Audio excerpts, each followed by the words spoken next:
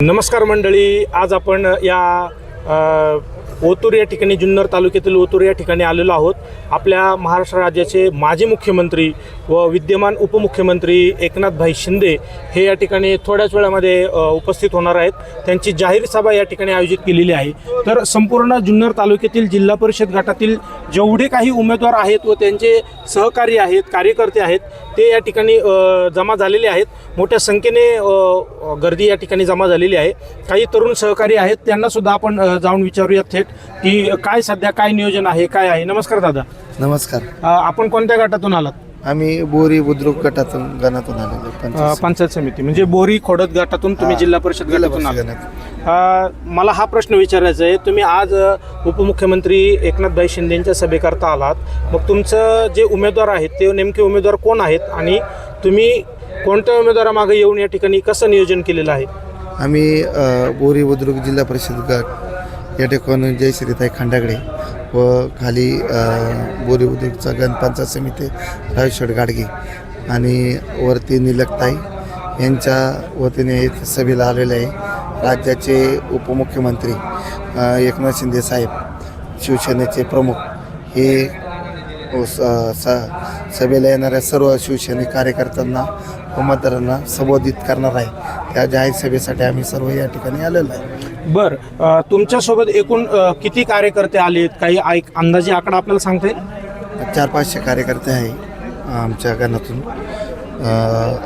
बोरी गणातून 400-500 कार्यकर्ते आलेले. बरं, मग तुम्ही या ठिकाणी कार्यकर्ते सगळे सोबत येत असताना, उमेदवारांसोबत येत असताना तुम्ही काही शक्ती प्रदर्शन करत आलात, रॅली काढली आहे का? हां, रॅली काढली ना. आम्ही शक्ती प्रदर्शन केले गाड्यांची, त्या गणातून रॅली काढून आणलेली आहे. बरं, जिल्हा परिषद गटामध्ये बोरी खोडद या जिल्हा परिषद गटात या तुमचे उमेदवार जे असतील शिवसेनेचे, त्या शिवसेनेसाठी कसा प्रतिसाद मिळतोय लोकांचा? छान आहे प्रतिसाद. एकनाथ शिंदे साहेब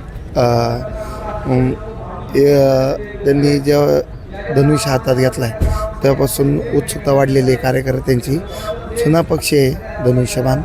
या उत्सुकतेने ऑटोमॅटिक आता लोक पक्षाकडे ओढवत आलेले आहे आणि कार्यकर्त्यांचा प्रतिसाद आहे.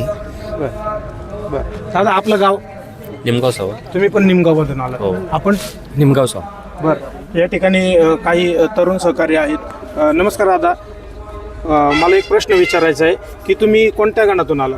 बोरी गणातून. तुम्ही सुद्धा बोरी गण. मग तुम्ही जे शक्ती प्रदर्शन केले, तरुणांचा उत्साह कसा आहे? चांगला आहे. चांगला आहे. हो. आणि महिला वर्ग असेल किंवा शेतकरी वर्ग असेल, यांचा सुद्धा कसा प्रतिसाद मिळतो? चांगला प्रतिसाद नाही. बरं, या ठिकाणी तरुण सहकारी आहेत. नमस्कार दादा. नमस्कार. नाव? सुशांत हांडे.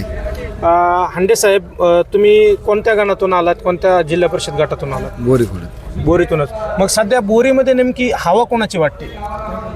बोरीमध्ये धनुष्यबाण, तशी अख्ख्या तालुक्यामध्ये धनुष्यबाणाची हवा आहे.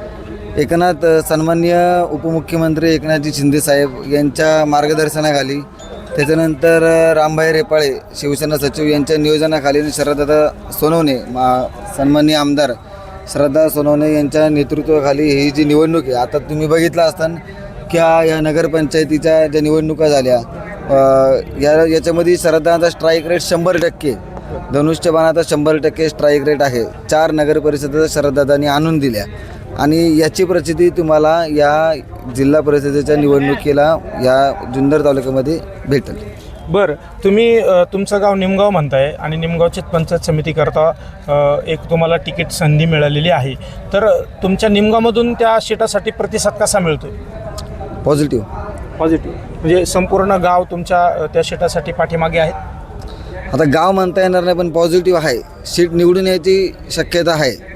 बरं, राजू शेठ आता या ठिकाणी मला वाटते रॅलीमध्ये आहेत की इथं पोचलेले आहेत? पोचलेत ना. पोचलेत. मग त्या रॅलीमध्ये एकूण किती गाड्या होत्या? काय तुमचा जो ताफा होता तो नेमका कसा होता? 101 गाड्या होत्या. बरं, सगळ्या